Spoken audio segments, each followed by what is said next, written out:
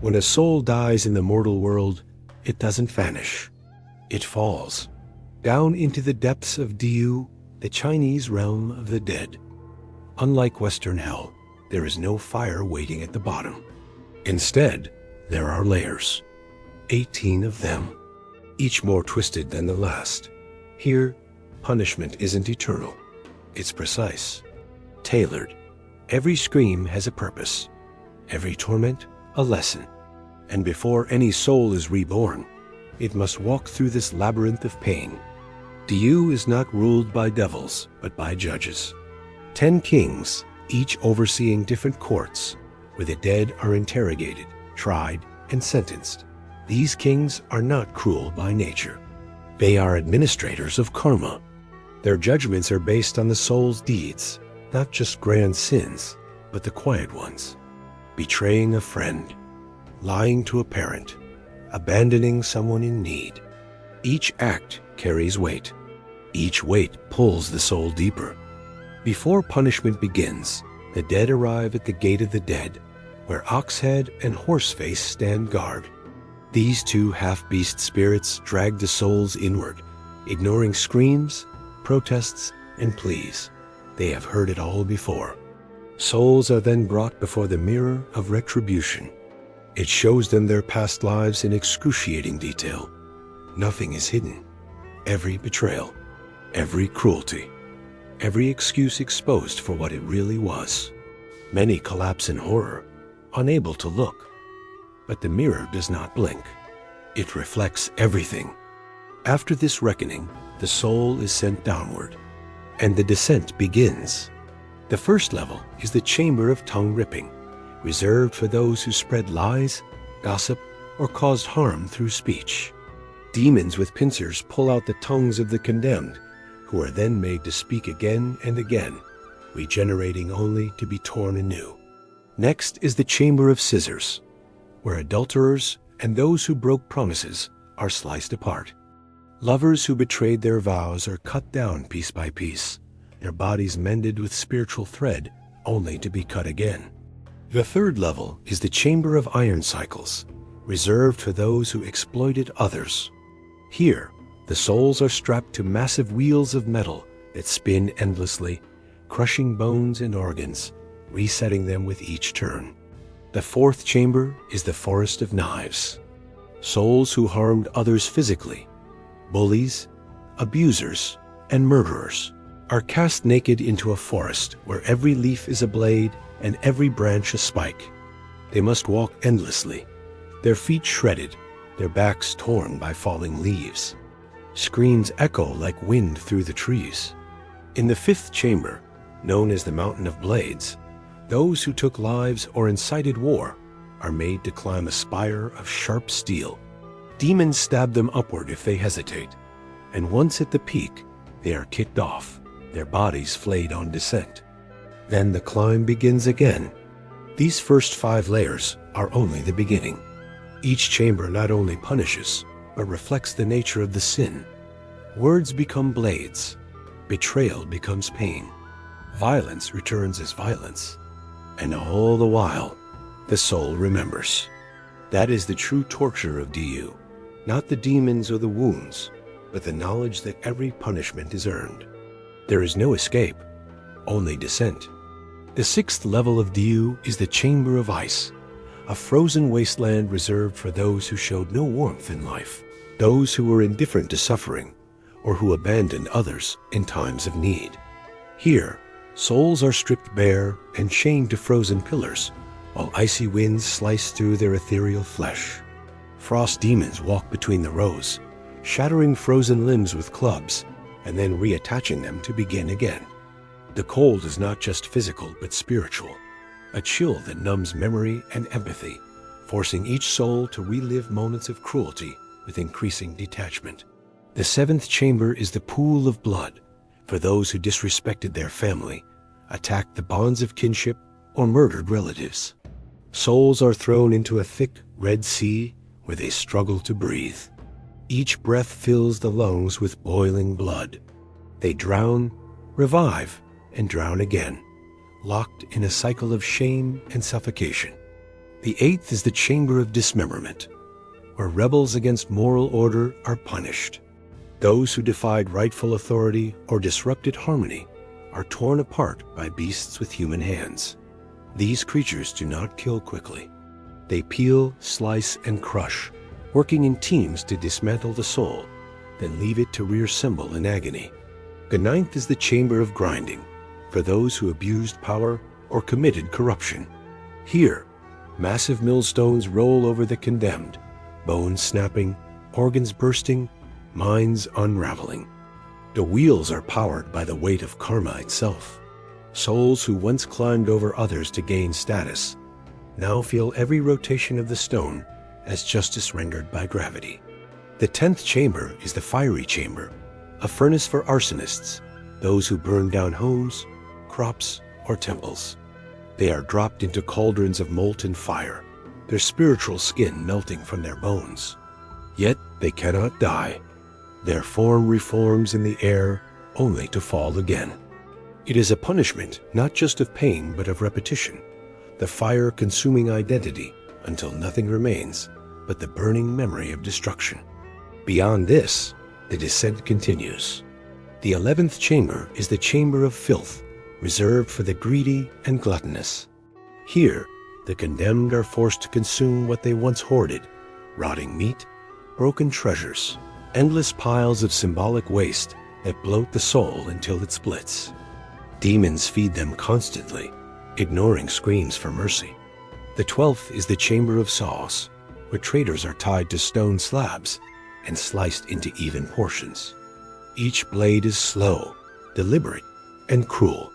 Those who betrayed friends, lovers, or causes suffer here, their bodies becoming lessons in loyalty torn apart. The 13th is the chamber of oil, a pit of boiling black oil, where souls who exploited the vulnerable are submerged again and again. Their spiritual forms blister and pop as demons chant the names of those they wronged. In this chamber, the temperature is the least painful element. It is the knowledge that their victims may one day pass through Diyu unharmed while they remain submerged in agony. The 14th chamber is the chamber of iron trees, a forest where the condemned are hung upside down by hooks through their ankles. Those who seduced others into sin, especially through manipulation, are punished here. The trees whisper lies, the same lies the soul once told, on a loop. Every whisper tightens the hook, deepening the wound. The 15th is the chamber of crushing, where the envious and jealous are trapped between walls that close in slowly, millimeter by millimeter. Souls here are made to watch visions of the lives they envied, playing endlessly before them as the walls crush their bodies to paste. The 16th is the chamber of hot sand, where liars and deceivers are buried alive in dunes of burning sand. With each breath, their lungs fill with flame. With each movement, they sink deeper. No one comes to rescue them. The 17th is the chamber of bone scraping, where those who mock the sacred, monks, elders, or rituals, are restrained while demons scrape their bones with jagged tools. Not out of hatred, but to erase the insult embedded in their spiritual marrow. And finally, the 18th chamber is the chamber of mirror fire, a place for those who lived in complete falsehood. Here, the soul stands before an endless mirror that reflects not their face, but every illusion they ever created. The fire comes not from the room, but from within the reflection. As the soul screams, it is slowly consumed by its own lies. Each layer of dew strips away pretense, pride, and illusion. Punishment in this realm is not chaos, but order. It is not arbitrary, but precise. The goal is not to destroy the soul, but to refine it, to burn away all corruption until what remains can be reborn into the world, cleansed by torment. Above the 18 chambers lies a network of judgment halls, known as the 10 courts of hell, each presided over by one of the 10 kings of Yama. These kings are divine magistrates, not malicious devils, and their duty is not to punish for pleasure, but to balance the scales of karma. When a soul first enters Diyu, it is taken before the first court, ruled by King Qingguang. Here, The mirror of retribution reveals the soul's deeds in past lives, and the first evaluation takes place. If a soul lived a life mostly in harmony with cosmic order, it may bypass many of the harsher layers. But if the balance leans toward harm, the descent begins. Each subsequent court reviews a different category of transgression. The second court, ruled by King Shujiang, deals with physical violence and sends the guilty to the Mountain of Blades. The third, ruled by King Songdi, handles theft and greed, dispatching offenders to the Chamber of Grinding or the Chamber of Filth. Each king wears ceremonial robes and a crown, and their faces are often depicted as calm and impartial, with eyes that see through every excuse. They are flanked by scribes who carry scrolls of karmic records, some going back thousands of years. In this system, time functions differently. A moment in Diyu may equal centuries in the living world, or 1,000 years of punishment may pass like a single breath. For the soul, however, every second is felt. Some levels of Diyu are designed not for agony, but for reflection. In the 8th court, for example, ruled by King Dushi, souls are shown alternate versions of their lives. What might have been if they had chosen kindness instead of cruelty, forgiveness instead of revenge. The torment here is not physical, but emotional, a haunting of what could never be. Surrounding the courts are countless underworld officials, lesser spirits known as Haibai Wuchang, the black and white impermanents. These two beings, dressed in stark contrast, are responsible for escorting souls from the mortal realm into Diyu.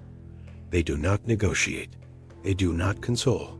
They enforce the passage of death with quiet authority, their hands chained to soul-binding tablets.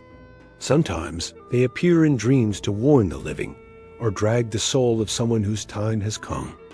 Among the more feared figures of Diyu are the Yasha and Rakshasa, monstrous enforcers borrowed from Indian cosmology, now part of Chinese lore. These creatures roam the chambers and courts, punishing the unrepentant, maintaining order among tormented spirits, and carrying out the harsher sentences when a soul resists its fate. Despite the horrors of Diyu, it is not meant to be eternal. Unlike the Christian concept of hell as permanent exile, Diyu serves as a purification system. Once a soul has endured the consequences of its past and shows signs of transformation, it may ascend toward reincarnation. But even that path is not easy. Before leaving Diyu, every soul must drink from the 5-flavored tea brewed by the goddess Meng Po. This tea erases memory, all of it. Every pain, every joy, every lesson.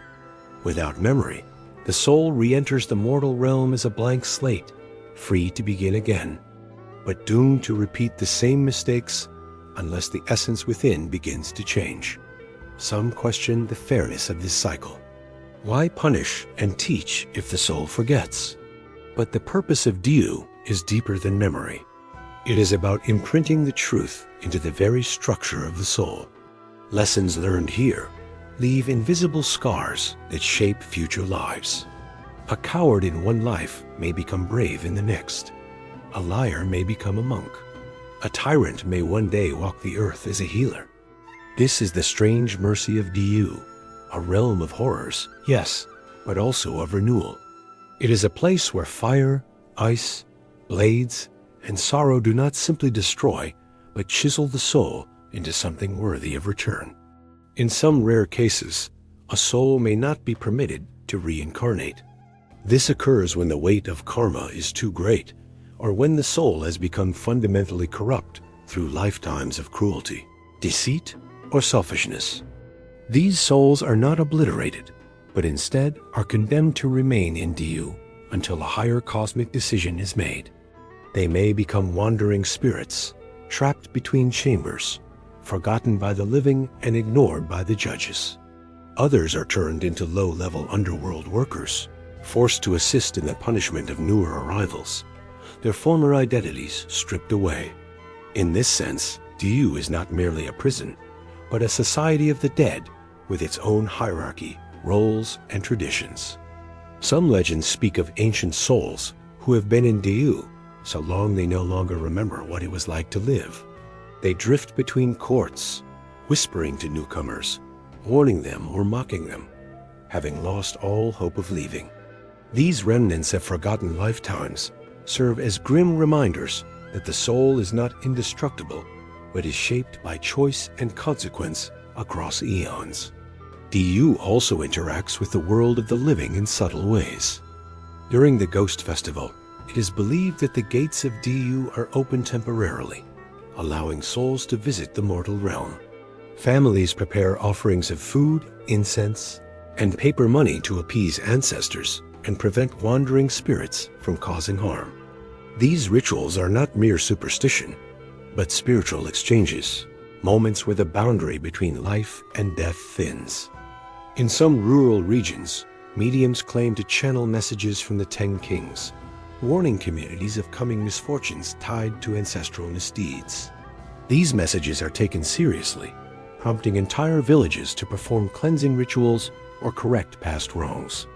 Within Taoist and Buddhist temples across China, elaborate illustrations of Diyu can be found, murals filled with graphic scenes of torture, judgment, and transformation. These images are not designed to scare children, but to remind adults of the invisible laws that govern existence. They depict the balance that must be maintained between mercy and accountability. Some temples even construct full walkthrough exhibits of Diyu, where visitors pass through mock chambers representing the various punishments. In these immersive experiences, people see the consequences of greed, betrayal, and arrogance in visceral form. The message is not one of terror, but of clarity. In Chinese culture, morality is not enforced by a distant deity, but by the self-regulating cycle of karma, observed and enacted by cosmic agents like the 10 kings.